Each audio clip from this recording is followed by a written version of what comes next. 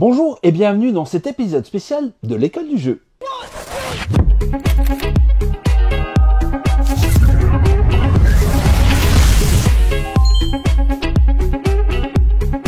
Hey, ça fait bizarre. Habituellement, c'est moi qui fais cette intro-là. Je sais, je t'ai copié, je ne fais que copier les grands maîtres. Donc, je vais quand même recommencer. Bonjour et bienvenue à l'école du jeu. Mon nom est Sylvain et aujourd'hui, on se retrouve pour une vidéo spéciale parce que bien entendu, je ne suis pas seul. Je suis accompagné de François Romain de la grande visite qui vient de l'autre côté de l'océan. Bonjour François. Bonjour Sylvain, tu vas bien? Ça va très très bien et toi? Bah écoute, plutôt pas mal. Je découvre le Québec. Et qu'est-ce que c'est une belle région? Et qu'est-ce que vous avez de la bonne poutine?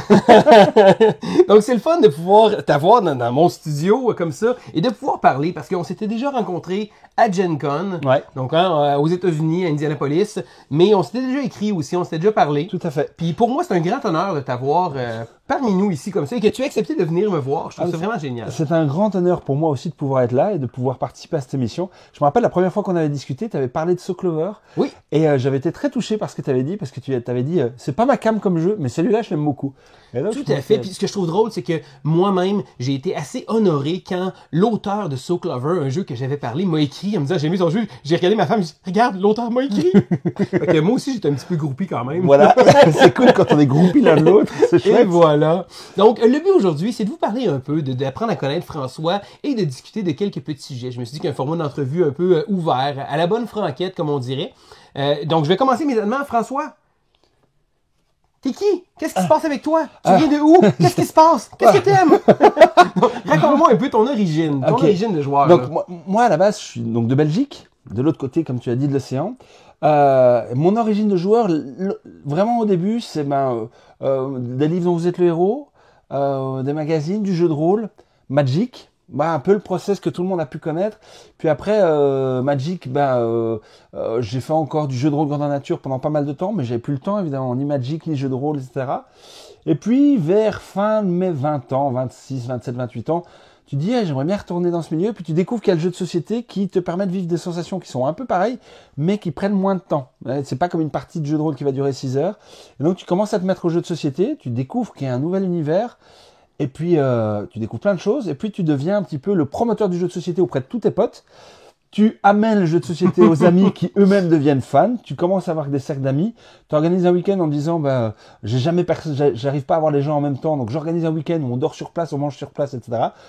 Et puis tu passes ton temps juste à organiser, pas à jouer, mais tu y participes, tu prends du plaisir, et puis petit à petit, tu fais du jeu de société. Voilà. Et le jeu de société a pris beaucoup de place dans ma vie. Et voilà. Je pense qu'on va se retrouver un peu comme ça. On a tous une petite histoire que le jeu était présent quand on était jeune, mais l'univers du jeu de société n'était pas la même chose. Non, du tout. Lorsqu'on était jeune à maintenant, où c'est rendu beaucoup plus ouvert. Ouais, c'est plus mainstream, en fait. Ben oui, c'est ça. Moi qui voulais pas utiliser trop d'anglicisme. Ah, pardon. Hein, c'est plus généralisé. On va dire mainstream quand même. Ouais, okay, mais je veux savoir, François, c'est quoi les jeux qui t'ont fait basculer dans l'univers du jeu de société? Parce qu'on a tous un peu nos jeux clés, les jeux phares qui nous ont dit, hey, c'est à ce moment-là que j'ai comme découvert, pas nécessairement un jeu en particulier, mais ça peut être 2 ou 3 jeux, mais en général, comme moi, Catan a été un vecteur important dans mon cheminement de jeux de société. Alors, moi, il y a eu Clan, qui a été un jeu où j'ai beaucoup joué une période, et il y a un jeu dont j'arrive plus à revenir sur le nom, je pense pas que ça soit Mon Joie, ou Vive le Roi, ou quelque chose comme ça, où on jouait à la cour du roi et de la reine de France, et on devait les influencer, et on se faisait plein de coups un peu crapuleux. Et il y a Junta aussi. Junta. Beaucoup joué. Ouais. Ça prend des jeux comme ça, hein, parce que des fois, on découvre ça, puis l'univers du jeu de société a tellement à nous offrir. Ouais. Puis si on parle en termes de toi, là, ces temps-ci, c'est quoi dans tes jeux favoris? Quel jeu que tu préconises? Quel mécanisme de jeu? Quel genre de joueur es-tu? C'est difficile, j'aime tout. Moi, je suis un gourmand, je veux goûter de tout. Ici, je suis un peu tombé dans Star Wars Unlimited. Ouais, on en a parlé tout à l'heure. Hein. Mais à côté de ça, je suis aussi tombé sur Altered, qui propose. On en a parlé aussi. On a parlé aussi. Ça propose beaucoup de choses. Mais là, c'est du jeu de cartes à collectionner, donc c'est pas ma cam habituellement. Moi, c'est Magic, mais depuis Magic, plus rien. Mais là, j'ai glissé dedans. J'ai pas fait exprès. Sinon, mon jeu de cœur, un jeu que j'aime vraiment beaucoup à chaque fois que j'ai l'occasion, c'est Endeavor, qui est vraiment très très bien. Ah, Endeavor, excellent d'ailleurs. Et il y a une réédition là bientôt. Oui, tout à fait. Deep Sea, oui. qui a l'air très très bien. Et puis, sinon, je vais aimer des jeux à la Battlestar Galactica ou ce genre de choses. J'aime bien quand il y a de la négociation, quand il y a un peu de fourberie, d'un Twilight Imperium. J'aime bien aussi ce genre de rendez-vous. J'ai jamais eu le guts d'essayer Twilight Imperium. C'est tellement bon. Eclipse, c'est correct. Eclipse, c'est correct. Oui, Eclipse, ouais, mais il y a la politique en plus. Ça, c'est pas mal. Et donc, là, pour l'instant, à quoi je joue? Je joue beaucoup aux jeux de ma vie professionnelle. On en parlera peut-être plus tard. Ou sinon, moi, j'ai plus de style de jeu. Je joue plus les jeux, je joue les gens. C'est-à-dire que j'ai besoin d'avoir des gens avec qui je passe un bon moment. Et peu importe ce à quoi je joue, je peux jouer un jeu hyper accessible, un Just One ou ce genre de choses. Et je peux aller jusqu'à un Twilight Imperium du moment que je suis bien entouré. Pour moi, c'est bonheur. Mais ça, j'aime ça entendre ça parce que moi aussi, c'est un peu là que je me retrouve en disant que je vais m'adapter avec les joueurs. Je veux pas être élitiste en disant juste, je joue juste à des jeux de répertoire ou des jeux qui ont gagné des prix. Non, je m'ajuste aux gens qui sont autour de la table. C'est ça. Puis c'est le fun d'entendre ça parce que notre but, je pense que ton but aussi, c'est ça, c'est de promouvoir le jeu de société puis de le faire découvrir. Pour moi, le jeu de manière globale, je trouve qu'on l'a tellement mis de côté dans notre société, alors que toutes les créatures sur Terre jouent, même les animaux jouent pour apprendre à chasser. Et donc le jeu, c'est un vecteur où on se retrouve, il peut se passer n'importe quoi, c'est pas grave, il n'y a pas de drame, et c'est juste du partage de moments chouettes et de moments de bonheur. Donc, le jeu devrait être prescrit par les docteurs. Ah, c'est bon ça. Puis sinon, y a-tu des types de jeux que t'aimes moins? Tu vas accepter de jouer quand même, mais comme par exemple, moi, les jeux de programmation, c'est un peu moins ma tasse de thé, mais je vais y jouer quand même.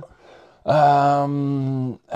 du mal à répondre à cette question. Est-ce qu'il y a des jeux que j'aime moins? Écoute, non, pas vraiment. J'aime vraiment bien tous les types de jeux. Je suis pas restrictif. J'aime beaucoup découvrir des nouveaux jeux, j'aime bien avoir les nouvelles sensations. J'aime bien goûter à quelque chose de nouveau. Mais quelque chose que je n'aime moins, j'essaie de regarder ta ludothèque pour essayer d'avoir l'inspiration.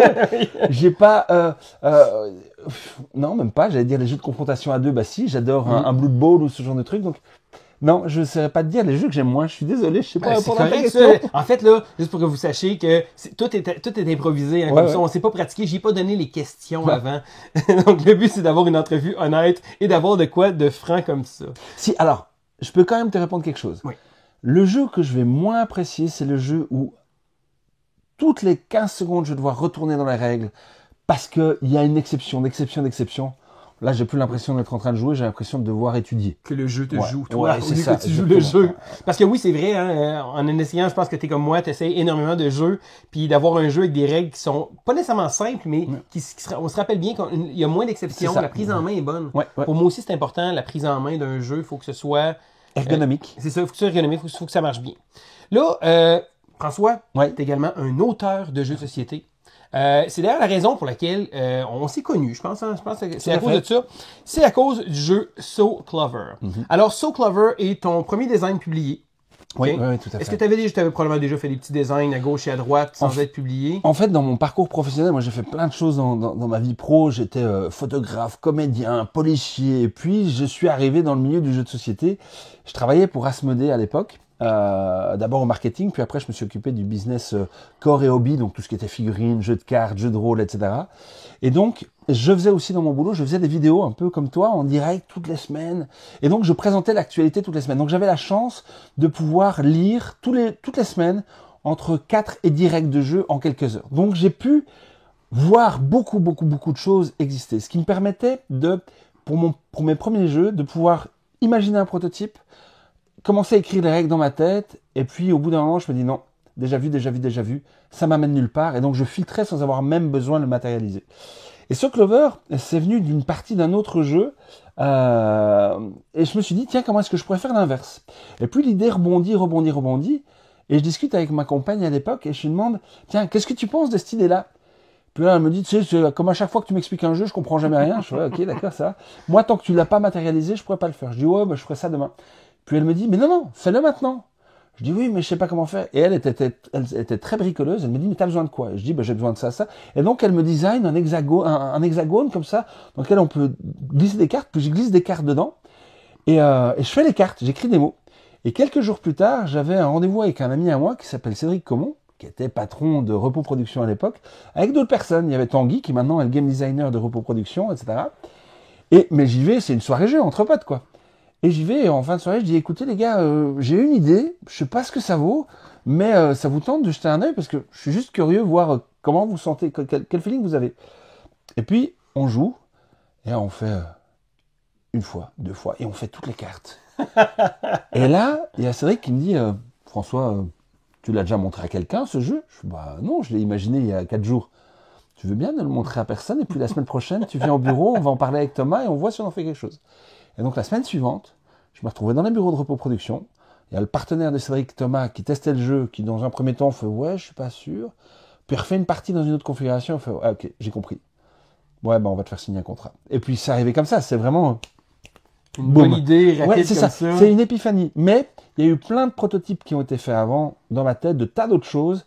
Et c'est la culture, et c'est ce que je donne comme conseil aux gens, parce qu'on me demande de temps en temps, comment est-ce qu'on fait pour créer des jeux?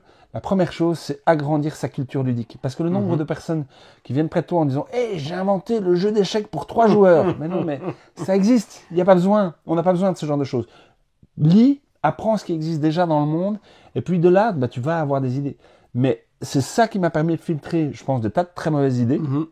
Et qui, un jour, fait qu'une épiphanie, un petit éclair qui arrive comme ça, un peu de hasard, et hop, t'as So Clover qui débarque. Parce que So Clover, pour moi, j'ai découvert ce jeu-là. C'est un espèce... Ça m'a fait penser un peu à Just One, parce que j'avais commencé à jouer à Just One, qui était sorti l'année auparavant.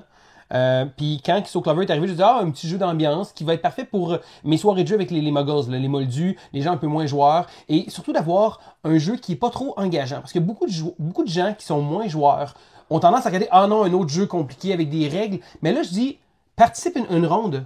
T'aimes pas ça? Lève-toi. Quelqu'un va prendre ta place. On n'est pas obligé de s'assire. Il y a probablement une manière de compter. J'ai jamais compté des points, ce jeu-là. Il y a une méthode de compter les points. Il y a une méthode, mais je l'ai jamais faite. Faut que je dise ça à côté de l'auteur. Ouais, non, mais c'est pas grave. On s'amuse, on a du plaisir, on essaye de réussir. Puis plus ça avance, et là, les gens se passent à côté. Ah, c'est quoi ça? Ça a de l'air amusant. Oh, ils s'assisent. Et c'est là comme ça qu'on réussit à aller chercher des nouveaux joueurs, tranquillement, pas vite. Puis moi, So Clover fait partie de mon petit sac. Je traîne toujours un petit sac de jeux, peu importe où je m'en vais, des occasions sociales. Ma femme me dit, non, apporte pas de jeu. J'apporte So Clover.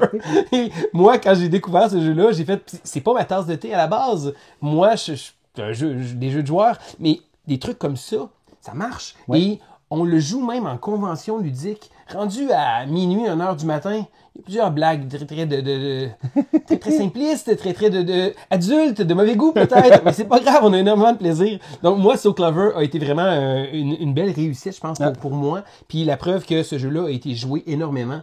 Puis je pense que c'est important d'avoir des jeux comme ça. Ouais, puis il reste dans le temps. Hein, là, on voit, ça continue. Il coexiste beaucoup avec Just One. Hein, on les met souvent côte à côte. Et puis les gens m'en parlent encore régulièrement. J'ai des amis qui m'envoient encore un message sur Messenger en me disant c'est toi qui as fait ça? Bah oui. Oh purée, je viens de découvrir, c'est génial. Donc c'est cool. Non, il a une vie qui tient dans le temps. C'est cool. Le fun de voir parce que pour un jeu de société, on vit dans un monde que tout est nouveau, tout est beau, tout est rapide, et la durée de vie d'un jeu de société habituellement est assez courte. Je connais pas le succès commercial que So Clover a pu avoir avec Repos. Je sais pas si. Je pense que c'est plutôt positif. Si ça existe encore 2 ans après. Alors que tu as un Just One ils sont tous les deux dans la même cour, mais ils sont pas en compétition parce que c'est encore d'autres philosophies, c'est d'autres sensations. Et les deux coexistent, donc il y a de la place, je pense, pour ce genre de jeu où les règles sont pas lourdes. Ça amène du fun. Il y a du fun autour de la table. Et donc, comme tu dis, hein, ça rassemble les gens. Les gens passent un bon moment ensemble. Parce que moi, So Clover, si vous connaissez pas ce jeu-là, amenez-le, vos parties de famille, des choses comme ça. Vous serez pas déçus. Un beau petit jeu d'association de mots. Parce qu'à la base, c'est très simple, juste pour faire une petite partie rapide. On a un beau petit trèfle et on va avoir des mots qui vont être placés. Donc, il y a des petits mots comme ça ici qui sont en carré. Donc, il y a 4 mots et on va les placer sur le trèfle et il va y avoir 2 mots. Et on va devoir associer un mot à ces deux-là. Donc, une idée générale qui englobe ces deux-là. Donc, la twist, c'est que après ça, les autres joueurs vont devoir refaire le trèfle. Et c'est le plaisir du jeu, c'est de voir les gens discuter. Ah ben, il a pensé à ça. Ah ben non, il doit avoir fait ça. Et il y a des mots qu'on n'a pas remarqués. Des mots à l'intérieur du trèfle qu'on ne s'est pas porté à ça. Et de voir les gens réfléchir en disant, waouh, hey, les gens ont tellement une meilleure idée que moi. J'aurais dû écrire ça. Ah, mais là, mais pas ça. Il aurait écrit ça, c'est certain. J'y ai pas pensé. Mais non, moi, sérieusement, So Clover, puis je trouve ça vraiment génial comme jeu. Je suis content que ça a été une belle réussite pour toi. Mais ton cheminement professionnel s'est pas arrêté à So Clover, associé avec Repos Production. Donc, à ce moment-là, tu es auteur, tu connaissais les gens chez Repos. Oui, tout à fait. Donc, tu n'étais pas directement pour Repos? Non. À ce moment-là, au moment où ça arrive, je suis chez Asmodée. OK. Et peu de temps après, je quitte Asmodée pour rejoindre l'équipe de reproduction pour la gestion événementielle. On a fait un grand concours Seven Wonders en ligne pour l'anniversaire, etc. Il y a quelques temps, qui a eu un très très beau succès. D'ailleurs, les fans étaient très forts derrière. Et puis après, c'était au cœur de Bruxelles, donc moi j'habitais un peu loin. Je dis, j'arrête, je prends un break. Et puis il y a Cédric Comon, qui est un des fondateurs de Reproproduction, qui a revendu Reproproduction à Asmodée avec Thomas. Et ben Cédric, il s'était mis, il avait dit, je prends ma retraite. Et donc il avait monté une petite structure professionnelle. Oui, c'est ça. Il avait monté une structure professionnelle au cas où il tombait sur un bon proto. Mais il dit, ouais, je prends ma retraite, je vais aller peindre des figurines avec des copains à la cave. Sa retraite a duré 15 jours, 3 semaines. Et puis, il s'est engagé sur un jeu, le 13 mots. Et en fait, au bout d'un moment, il a fait, François, t'es libre, t'as pas envie de venir bosser avec moi, tu vis à 20 minutes de là où on va bosser, on est potes, on s'entend bien, et ton boulot, ça va être, je fais ce que j'aime, tu t'occupes du reste. Évidemment, j'ai dit oui. Oui. Et donc, je me suis occupé du reste. Au début, on a commencé, on n'était pas beaucoup. Il y avait Lumtouri avec nous. On était 3, on a fait pousser la boîte et puis 13 mots est sorti. Et c'est ainsi que commence l'aventure de Captain Games. Exactement. Et donc, Captain Games est né avec, sur l'initiative de Cédric Comon, qui est le fondateur. Et depuis, on en est à notre 4e jeu. Voilà. 4e jeu. Alors, le capitaine, on a le beau petit chapeau de capitaine Exactement. ici. Pourquoi Captain Games? Y a-tu un... Alors, non, il y a plusieurs réflexions. En fait, Cédric, je sais pas si tu te rappelles, les belgo-mexicains, ils ont leur sombrero. Et en fait, ce sombrero, c'est toute une histoire propre à Thomas et à Cédric, mais en gros, ils étaient sous le soleil. Et heureusement qu'ils avaient ces sombreros parce qu'ils ont tenu le week-end sous le soleil, à Étourvie, un week-end organisé par Bruno Faiduti. Et en fait, lui, quand il a remonté la boîte, il a dit, moi, je veux une image de la boîte. Et je veux une image sympathique, accueillante. Et le marin qui part en croisière, c'est plutôt cool. Et le chapeau, ça se voit de loin, on peut repérer de ça. Et donc, il est parti sur Captain Games. Et c'est ainsi que Captain Games voit le jour. Tout à fait, tout à fait. Donc là, Captain Games, 13 mots a été le premier jeu. Oui, tout à fait. Donc, encore là, on se retrouve un peu dans un contexte de jeu d'association de mots. C'est ça. Mais ultra accessible. Ouais. C'est le jeu auquel on l'a présenté à des tas de festivals et parfois les gens viennent avec des enfants parce qu'on dit c'est accessible à partir du moment où on sait lire. Et alors souvent t'as le grand-papa ou la grande-maman là qui veut pas jouer. Non, moi je ne suis pas un joueur. Et puis on fait 2-3 tours, puis au bout de 2-3 tours ils font mais pourquoi tu réponds pas ça? Parce que c'est un jeu où t'as pas besoin d'inventer un mot, t'as juste besoin de choisir dans une liste. Ouais. Et pourquoi tu réponds pas ça? Et alors là, tu le regardes, le monsieur, tu fais, mais monsieur, prenez la plaquette et jouez avec, quoi. Et il s'assied et il joue. Et on peut partir, on peut venir dedans, etc. C'est un jeu coopératif. C'est ultra accessible. Au Canada, ça marche très bien. On a eu des échos d'Asmodée Canada. C'est super. Donc, c'est vraiment le jeu. L'auteur, c'est Romain Lousser. Et c'est vraiment un jeu. C'est pas un gateway game, mais c'est vraiment le jeu pour mettre un step-in, Oui. pour rentrer dans le milieu du jeu. Mais c'est excellent, ça prend des jeux comme ça, parce que une boîte peut pas juste avoir des gros jeux costauds, même les jeux costauds, c'est même plus difficile à mettre en marché. Donc là, 13 mots est arrivé, puis François décide de récidiver. Ouais, alors ça, c'est aussi toute une histoire. Avec Sides. Sides. Alors, ici, on a droit à un design qui vient de toi et de Cédric. Cédric Comon. Cédric Ouais, c'est Comon, ça. Ouais. Quel patron. Normalement, on fait pas ce genre de choses, s'auto-éditer. Mais on était tellement, on kiffait tellement ce qu'on faisait. C'est tellement, on va pas chipoter, on va le jouer, quoi. Captain Games, jeu numéro 2. Ouais, exactement.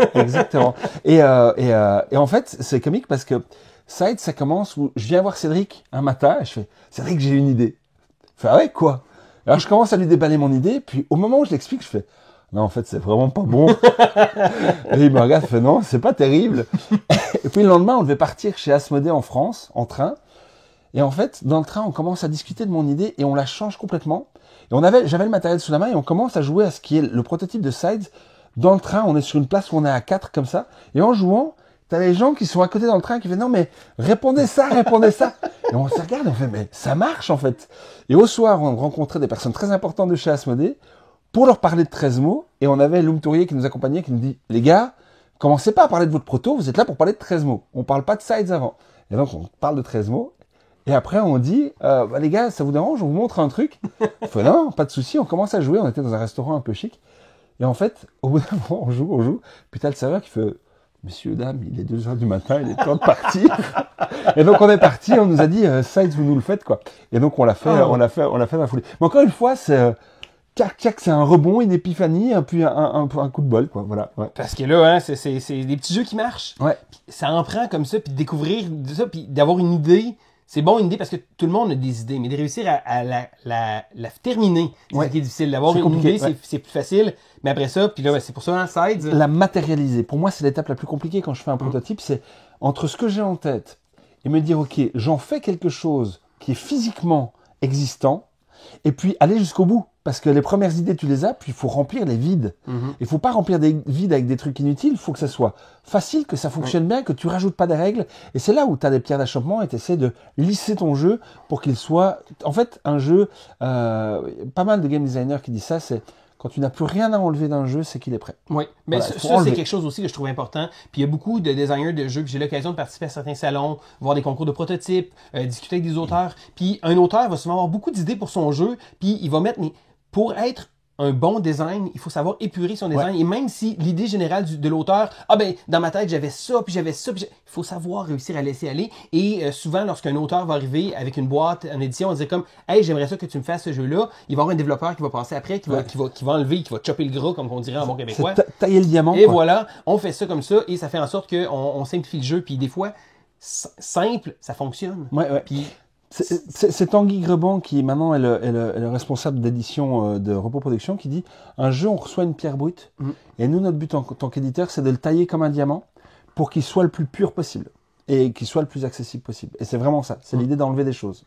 Donc, après 13 mots, Ouais. après Sides, on a droit à un jeu que j'ai pas de boîte ici, Non. qui est en France. C'est ça, qui s'appelle Mixit. Mixit. C'est un jeu sur la chanson française et la culture française. Donc c'est pour ça que vous l'avez pas reçu jusqu'au Canada parce que Alors, je peux vous le pitcher en 2 secondes. Un des auteurs, c'est l'auteur de 13 mots, c'est Romain Lousser. Puis dedans, il y a Philippe Grandjean et il y a Marc Sibyl. Comme ça, je les cite et je les salue en même temps. En gros, le pitch est très simple. On prend les paroles d'une chanson, des paroles connues, on reprend ces mots et on les mélange. Et en disant ces paroles mélangées, faut réussir à retrouver le titre de la chanson. Et comme on a mélangé les mots, tu vois le cerveau des gens t'as 2 fils qui se touchent, ça fait, hein, mais je connais ces paroles, mais ça veut dire quoi? Et alors les gens rechantent. Donc il y a une petite origine de blind test, mais il y a une démarche ludique supplémentaire qui fait qu'on a vraiment un jeu. Il y a plusieurs boîtes, je pense. Aussi. Ouais, il y a 6 boîtes différentes boîtes, okay. Et qui sont toutes différentes et il n'y a pas de classification. Donc il n'y a pas années 70 ou ce genre de truc. Non, c'est tout mélangé comme ça. Bah, les jeunes, les plus âgés, tout le monde se retrouve. Il y aura un petit peu de tout pour tout le monde. Voilà. Qui sait, peut-être qu'un jour il va être localisé au Québec. Écoute, c'est un cas de Randolph. J'en ai discuté il y a pas si longtemps et on m'a dit, mais on a une culture musicale au Canada et on a des gens qui aiment bien la musique. Faites même un deck au Canada, faites-le. Je dis ouais, on peut y réfléchir. Alors je fais pas de promesse au nom de Captain Games, mais qui sait peut-être un jour. Parce qu'il y a des jeux comme ça, Randolph avait pris TTMC, qui je pense qu'un concept à l'origine français. Français, ouais. Tu te mets combien, ouais. Tu te mets combien, puis je sais que ça a été très populaire ici, avec une version québécoise. Ouais. Puis ça a vraiment bien marché. Fait qui sait, hein? Peut-être pour leur jeu. C'est tout à fait. Fait que là, on parle des jeux numéro 3 jusqu'à numéro 8. C'est ça. On a fait 6 boîtes. Hein. Ce qui nous amène à un gros numéro 9. Ouais, ça, un gros jeu qui vient d'arriver d'ailleurs tout fraîchement ici au Canada en version anglaise. La version française va suivre. Et c'est le temps de montrer la bête. Je te laisse faire. La bête, c'est Path of Civilization. Path of Civilization. Alors moi, ma première fois que j'ai été en contact avec ce jeu-là, c'était à Gen Con, lorsqu'on s'est rencontrés. Je me dis, hey Sylvain, viens me voir, j'ai quelque chose à prendre. J'ai fait, wow, c'est wow. Et là, j'ai pas eu l'occasion encore d'y jouer. D'ailleurs, merci François pour cette belle copie du jeu que je vais pouvoir conserver et vous en parler sur la chaîne, c'est certain. Donc, Path of Civilizations est un jeu qui reprend un peu l'essence de Seven Wonders, je pense. Je pense que c'est le comparatif que les gens vont faire. On va être entre un Seven Wonders et un Through the Ages. Bon, la marge, elle est large. Et je pense que, alors en plus, les gens vont retrouver une sorte de patte au niveau des icônes et ce genre de choses, parce que la personne qui a designé les icônes de Seven Wonders, bah, c'est le même que celui qui a fait les icônes de Path of Civilization, c'est Cédric Comon. Donc on va retrouver quelque chose, on va se retrouver en terrain un peu connu, c'est pas du tout le même jeu, mais on va avoir ce feeling parce que en plus le jeu se joue aussi en simultané. Ça, c'est vraiment génial, parce que qu'on joue de 1 à 5 joueurs, c'est ça. Ouais. De 1 à 5 joueurs, le jeu est simultané. Donc, certaines personnes vont dire « Ah, mais j'ai pas le temps d'observer ce que les autres vont faire nécessairement. » En jouant à plusieurs parties, je suis certain qu'un peu comme beaucoup de jeux simultanés, tu finis par regarder un peu qu'est-ce que les autres font. Mais ça amène un jeu qui est plus facile à amener, plus facile à jouer, plus facile à sortir, puis surtout moins long. Ben, en fait, la promesse du jeu, et pour l'avoir joué quand même un sacré paquet de fois, c'est que le jeu se joue entre 1 heure et 1 heure et demie. Et ça, là, pour ma part, les jeux de concept de civilisation, ça n'a pas besoin d'être un jeu complet de civilisation. Je m'attends pas à retrouver Through the Ages dans son entièreté ici, puis c'est correct comme ça. Mais l'idée du jeu de civilisation, pour moi, est vraiment quelque chose qui vient me chercher, un peu comme les jeux de construction de ville, SimCity, ou les jeux de civilisation, Sid Meier's Civilization, qui est pour moi une pierre angulaire du jeu vidéo. Je pense que moi, ça vient me chercher automatiquement. Puis d'avoir quelque chose qui a de l'air accessible. Quand François m'avait parlé, j'étais vraiment wow. Les gens qui ont poncé, enfin qui ont beaucoup joué à Seven Wonders, je pense, il y a 10 ans, et qui depuis lors ont très certainement évolué dans le milieu du jeu, eh ben ils vont se retrouver avec le même genre de goût en bouche du « Oh, c'est cool ». Voilà. Alors, attention, ça remplace pas Seven Wonders. On n'a pas cette prétention. Seven Wonders, c'est un jeu que Cédric porte très fort dans le cœur. On aime beaucoup Antoine Boza. Moi aussi, Seven Wonders, j'ai joué. Ça a été mon jeu pour évangéliser énormément. Mais il est clair qu'il y a des tas de gens qui vont faire des parallèles. Je pense que c'est naturel. Oui. Mais c'est pas du tout le même jeu. Non, ça, c'est le feeling, le vibe qu'on a. Parce que, on se le cachera pas, tous les jeux ressemblent de près ou de loin à un autre jeu maintenant. C'est rendu difficile d'avoir de quoi d'unique. C'est rare d'avoir des choses nouvelles, hein. C'est pas une mauvaise chose, non, les dernières choses nouvelles, c'est le deck building, il y a quelques années. C'est le Legacy, qui est aussi quelque chose d'assez récent. Les jeux consommables comme un Unlock ou ce genre de choses. Mais avoir vraiment des nouvelles mécaniques, c'est plutôt exceptionnel. C'est comme tout, on s'inspire et on réassemble différemment. Puis, j'aimais vraiment beaucoup l'idée, la gestion de cartes qu'on va faire sur notre plateau, juste les icônes, juste d'un point de vue design graphique, le fait d'avoir utilisé des formes différentes pour certains types, des cylindres, des carrés, puis tout est bien pensé. Tu regardes, puis j'ai hâte, j'ai même pas joué encore, je peux pas vous en parler vraiment, mais j'ai tellement hâte de pouvoir en parler avec vous à ce jeu-là, parce que je pense que ça va avoir un bon buzz. Puis là, on s'entend que c'est une grosse boîte, hein? On la compare avec une boîte de sides et la mise en marché d'un jeu comme ça est plus difficile. Ouais. Ça demande un investissement en temps qui est vraiment conséquent parce que, alors on a la chance d'avoir travaillé avec Fabien Gridel, game designer, c'est Fabien Gridel, c'est l'auteur qui a fait Turing Machine, qui a fait Chronologique là, qui sort. Qui vient de sortir d'ailleurs, je pense qu'il vient d'arriver en boutique au Québec. Tout à fait.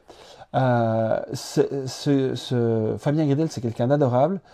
Mais c'est quelqu'un qui a c'est un ordinateur. C'est comme Turing Machine. Turing Machine, c'est très. Quand on a fait le développement avec lui, on a dit oui, mais pourquoi est-ce qu'on rajouterait pas 2 points là, 1 point là, etc. Et alors tu le vois, il s'arrête, il te regarde, il prend 20 secondes, il dit non, c'est pas possible parce que si tu fais ça, alors tu risques d'avoir 3 cubes à ce moment-là, etc. Et donc il t'épluche le pourquoi du comment. On ne peut pas faire ça. Et donc on avait déjà un jeu qui était très stable, qui était très solide sur sa base au niveau du développement des mécaniques. Par contre, quand on a reçu le jeu, il y avait que 4 technologies, pas 5. C'était prévu pour 4 joueurs. On mettait des cubes pour toutes les ressources. C'était des cubes partout. Donc la transformation cube cylindre. Et donc nous, on lui a dit non, mais on voudrait qu'il y ait 5. Alors il a repris une idée qu'il avait déjà essayée, etc. Donc il y a eu tout un travail de développement de notre part. C'est de l'investissement, c'est beaucoup de parties de test. Et à un moment, on avait calculé entre l'auteur, donc entre Fabien, Cédric et moi, on devait devait avoir dépassé 1000 parties expliquées, jouées ou étudiées ou ce genre de choses. Donc on a vraiment passé pas mal de temps dessus. C'est passionnant, mais clairement pour une société, pour une entreprise, c'est une prise de risque conséquente. On met toutes les billes dans le même sac et on y va et on peut pas faire les choses à moitié. Non, parce que c'est un gros jeu, parce que là je sais que la version anglaise vient tout juste d'arriver en boutique ici au Québec. La version française va être délayée un petit peu, là, je pense. Oui, c'est ça. Alors, ça va être un peu plus tard, fin d'année normalement. Maintenant, pour les gens qui se posent la question, le seul texte utile dans le jeu, c'est le nom des cartes. Tout le reste se gère par de l'iconographie. Les règles sont disponibles en français, en anglais, en allemand et maintenant même en néerlandais sur notre site et sur le site de BGG. Gratuitement, évidemment. Donc, il n'y a aucun problème à le prendre en anglais, même si on pratique uniquement le français. Vous avez toutes les ressources à disposition. On a des vidéos d'explication de règles. On a essayé de soigner aux petits oignons. Mais c'est bien, c'est d'avoir un jeu qui est pas dépendant nécessairement du texte, qu'on peut se permettre de l'avoir comme ça. Ça simplifie aussi la mise en marché. Puis je pense que aussi vous avez fait quelque chose de gros parce que je pense que le jeu la première édition du moins n'a pas été produite. Non, la première édition, c'est ça. Nous on a fait en Europe, donc c'était un challenge pour nous. On voulait, pour des tas de raisons, la volonté c'était éviter de trimballer un paquebot à travers l'océan et éviter la pollution. C'était peut-être psychologiquement ne pas soutenir certains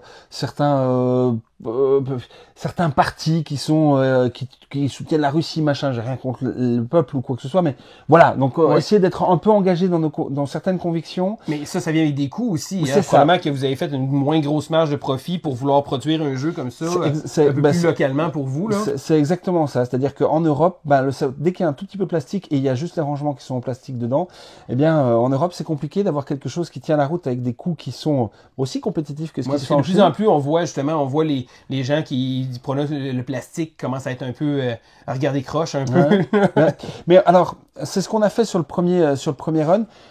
On peut pas le garantir qu'on va le faire pour tout le jeu. On essaye, mais c'est des efforts, c'est des mises en place. Et puis il y avait aussi une volonté, pour être honnête, que si le jeu fonctionnait bien et qu'on avait besoin d'un reprint rapide, en Europe, on pouvait l'avoir un peu plus rapidement aussi. Ça. Parce que le plastique, il y a une espèce de petit présentoir. C'est ça. Il y a des rangements. Et c'est tellement pratique. Visuellement, ça aide à la mise en place. Parce que c'est beaucoup plus facile de placer. Oui, c'est beaucoup plus facile de mettre cela sur la table que d'étaler toutes les cartes et de tout les ramasser après. Et le fait d'avoir ce petit organisateur-là, et les gens souvent commencent de plus en plus à dire on veut un jeu qui est bien organisé, et d'avoir ces petits trays-là. Donc les game trays, c'est tout le temps plus populaire. Mais ça là, des petits affaires comme ça, sur la table, ça fait en sorte que la mise en place est beaucoup plus facile. En jouant, c'est beaucoup plus facile de voir les cartes, de prêter. C'est bien pensé. Et oui, je sais que des fois, c'est un élément de plastique, mais je pense que ils n'ont pas misé uniquement, il n'y a pas 1 million de figurines non plus. C'est vraiment, c'est un aspect qui fonctionne, un aspect pas juste d'esthétisme, mais de praticalité. C'est plus pratique. C'est pratico-pratique. Et on a étudié à la base une possibilité de le faire en carton pour pouvoir prendre les cartes, etc. Mais on n'avait pas cette facilité de prendre les cartes, et c'est une partie du matériel qu'on utilise régulièrement. Donc, on n'a pas trouvé de solution carton qui était assez forte que pour pouvoir faire en full carton. On aurait aimé, ça aurait été simplifié. Moi, ça me dérange pas. Moi, j'aime beaucoup ça comme ça. Il commence à avoir des jeux, des fois, qui ont des inserts en carton qui sont très, très mal foutus, que je déteste monter. Et puis on essaie d'avoir... Ouais, c'est ça, on essaie... Alors là, par contre, au début, on s'excuse, mais les autocollants, faut les coller, et il y en a un paquet. C'est pas grave. Faites comme moi, faites des enfants, c'est parfait. Mais les autocollants, surtout ils sont pointilleux. Oui, ils sont pointilleux. Ma fille, pas mon garçon, ma fille. Je vais mettre ça sur le contrat de ma fille parce que oui, moi, les autocollants, je suis vraiment, vraiment zéro, puis une barre pour ça. Tu vas nous détester. Mais c'est correct, ça. Ouais. J'ai acheté ma copie de Glenmore 2 avec déjà usagé parce que je m'étais dit que la personne avait déjà placé les collants. Et ils étaient placés? Oui, ils étaient bien placés en plus. Okay. Donc là, Path of Civilization, gros jeu, grosse boîte. 5 joueurs. De 60 à 90 minutes, c'est 20 minutes par joueur. Moi, j'ai vu une partie hier où ils étaient, il y a 2 jours, ils étaient 2 joueurs. C'était leur deuxième partie dans la foulée. Et la deuxième partie qu'ils font à 2 joueurs, c'est la première fois qu'ils jouent à 2 joueurs, ils l'applient en 40 minutes. OK. Voilà. Deuxième partie. J'ai hâte de voir parce que j'ai vraiment hâte de l'essayer. Donc là, c'est un gros jeu. Je comprends que c'est un gros risque aussi. Qu'est-ce qu'il y a dans le futur pour Captain Games? Est-ce qu'il y a d'autres jeux, des designs qui s'en viennent? Alors, faut savoir... Scoop, quelque chose? Tu veux de la fraîcheur? Alors, en fait, ce qui se passe, c'est que nous, on a tendance à faire... quand on nous demande c'est quoi votre ligne éditoriale, on répond, on n'a pas de ligne éditoriale, c'est ça. C'est les jeux sur lesquels on a un crush. Faut qu'on trouve quelque chose où on se dit, hey, ça on l'a pas déjà vu ailleurs, ou qui est un petit truc. Alors, dans l'avenir, on travaille sur un projet d'un jeu encore avec Fabien Gridel, un petit jeu de cartes, une sorte de stop ou encore, mais qui, au lieu de se baser sur la chance avec des dés ou quoi que ce soit, tu vas te baser sur le double guessing des autres joueurs autour de la table et te dire, ok, est-ce que je te laisse cette pile ou est-ce que je la prends tout de suite en sachant que je pourrais jamais plus prendre de pile de cette couleur-là, donc je peux la prendre seulement une fois dans ma manche, ou est-ce que je vais attendre en espérant qu'on fasse un tour de plus et qu'elle soit encore plus riche? Donc voilà, donc on bosse sur un projet comme ça. On a, évidemment, Path of Civilization ne s'arrête pas là, on a d'autres projets en tête pour très prochainement. Alors pour l'instant, rien n'est confirmé, extension. Mais... Ouais, alors pour l'instant, c'est plus add-on qu'extension. Excellent. Plus encore d'autres choses sur Path of Civilization, mais ça, on va vous tenir au courant dans les mois qui viennent pour les plus aficionados d'entre vous. Ce que vous allez voir dans les prochains temps, on va en entendre beaucoup parler de ce jeu-là. Nous autres, on vient de le recevoir, là. Fait que je pense que le jeu va avoir un bon buzz parce que, d'ailleurs, Tom Vassell de Dice Tower a vraiment adoré le jeu. Il l'a encensé. Il a vraiment eu que des éloges, je pense, pour ce jeu-là. En revenant de Essen, il annonçait sur sa vidéo, c'est un de ses jeux les plus attendus. Il a vraiment beaucoup apprécié. Voilà. C'était vraiment. Puis moi, ce que j'aime, c'est que malgré le fait, on parle souvent de jeu d'utilisation, c'est accessible comme jeu d'utilisation. Oui. C'est un jeu on peut le présenter, c'est pas un jeu qui est trop complexe. Bon, certain que je jouerai peut-être pas avec un enfant de 6 ans, là, mais je pense que le but, c'est vraiment d'avoir un jeu qui est quand même assez accessible. Puis pour moi, c'est important dans le jeu de société parce que ça fait en sorte que les gens peuvent découvrir ces jeux-là. En fait, quand on joue à Path of Civilization, à partir du moment où on comprend comment fonctionne cette ligne, ce que veulent dire les icônes, on sait jouer. L'iconographie, puis ça, les gens ont tendance à souvent mélanger illustration, design graphique. Le design graphique est quelque chose de très important, donc c'est la fonctionnalité du jeu de société. Quand il y a un jeu qu'on peut lire, parce que le jeu a un langage propre à lui. C'est une grammaire. Oui, c'est une grammaire. Puis je joue souvent avec un de mes amis qui est moins joueur que moi, mais il accepte de jouer avec un paquet de jeux. Lui, là, c'est vraiment mon rat de laboratoire pour essayer ça. Merci Marco. Donc, c'est la personne avec qui je vais jouer, et souvent, il va juste me pointer quelque chose en disant « Ouais, cette icône-là, il sert à quoi? Là, je regarde, puis il va souvent... On apprend à lire les jeux, puis d'avoir un jeu qui se lit bien. Je pense que pour moi, c'est vraiment génial. En fait, c'est pas compliqué. On a fait des carrés, et dès qu'on voit un carré, c'est-à-dire qu'on doit prendre un cube dans sa main et en faire quelque chose. Et puis on a fait des ronds. Dès qu'on voit un rond, c'est-à-dire qu'on doit prendre un cylindre et qu'on doit en faire quelque chose. Et les couleurs permettent de savoir où on met nos cubes et où on met nos cylindres, en sachant que, petite précision, le jeu est complètement daltonien, friendly, accessible aux daltoniens, parce qu'on a remis les icônes partout. On a vraiment prêté une attention à ça. Ça, c'est important. Puis je suis pas daltonien, j'ai pas des gens dans mon entourage proche, mais je sais qu'il y a certaines personnes que c'est un enjeu important. C'est 10% de la population masculine. Donc c'est un enjeu important pour certaines personnes qui peuvent pas jouer à certains jeux. Tu sais. Et là, on a vraiment fait un effort. On a fait attention à ce qu'il y ait un maximum de.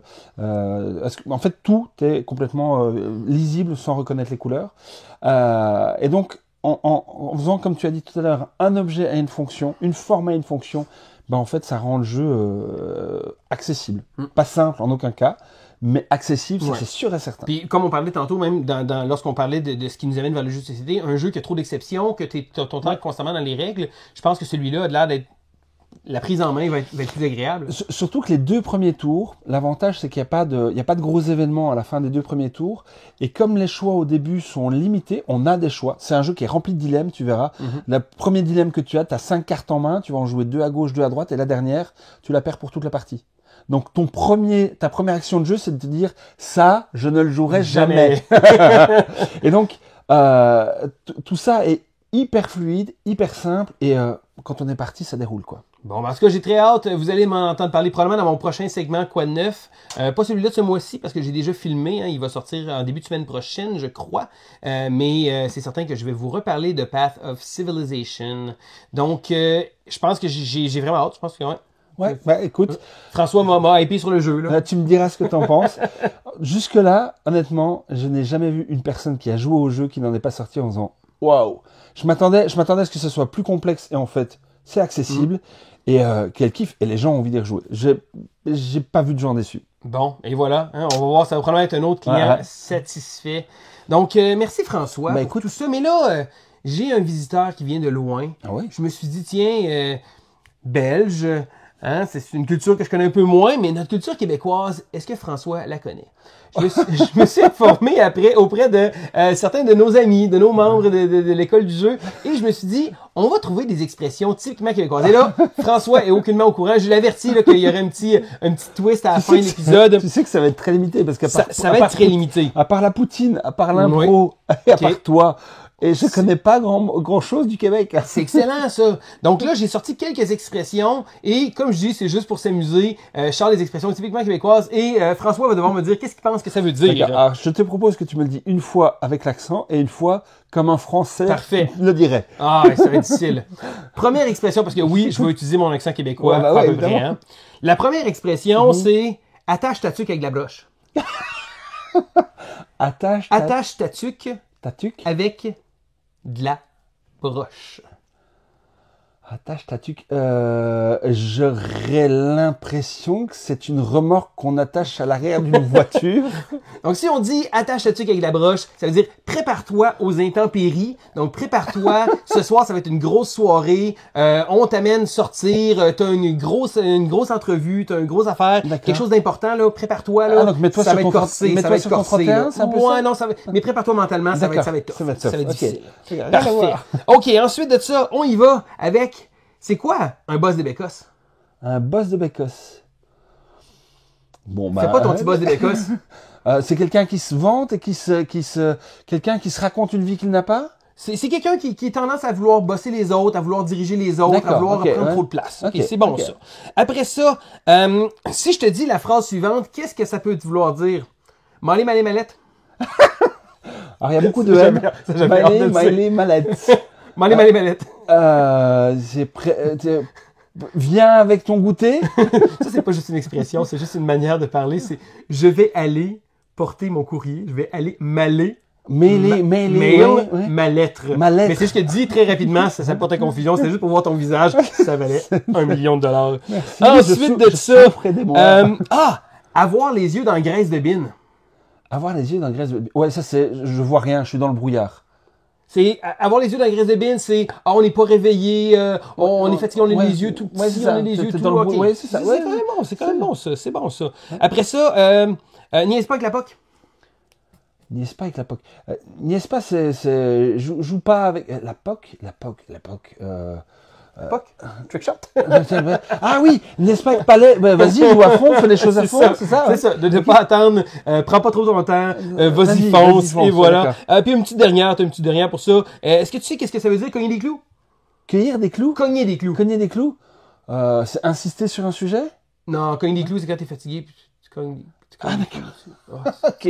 Merci pour ce patate. Et voilà, un paquet d'expressions que François ne pourra jamais utiliser dans son coin de pays. Non, parce que je veux pas la retenir. Non, Même, c'est je ça. regarderai la Non, vidéo. c'est correct, Et deux, ça. personne ne me comprendra. J'ai essayé de chercher des expressions typiquement québécoises, même que nous autres, on n'utilise pas nécessairement tout le temps, là, mais C'est parfait. c'est juste pour voir ton visage sur le malé mallette qui était comme Mallette. priceless. Donc, François, Oui. merci. Mais merci à toi. C'était Merci un vrai d'être plaisir. venu, merci d'avoir pris le temps aussi, parce que je sais que tu étais quelqu'un d'occupé, tu es ici avec plein de projets, plein de rencontres. Ouais. Puis tu as accepté de venir ici, me voir, on est allé manger ensemble, on a pu discuter ensemble. Mais c'est un rendez-vous Euh, que j'attendais depuis pas mal de temps, avoir l'occasion de parler avec toi, et pas juste autour d'une table de jeu en pressant parce qu'il y a une Ouais. animation, ce genre de truc. Parce que, au-delà du super bon feeling que j'ai eu quand tu avais parlé de ce club, etc., moi, j'ai eu l'impression de rencontrer un humain que j'aime bien les humains. Ben moi aussi, François, ça a été un plaisir de pouvoir discuter avec toi. J'espère que vous allez apprécier aussi à la maison. Si jamais vous avez des questions aussi pour François, n'hésitez pas dans les commentaires, donc d'écrire ça comme ça, juste un petit bonjour. Que voulez-vous, notre communauté européenne, on a amené l'Europe à nous. Et puis, n'hésitez pas, parce que il est humble, il le dira pas lui-même.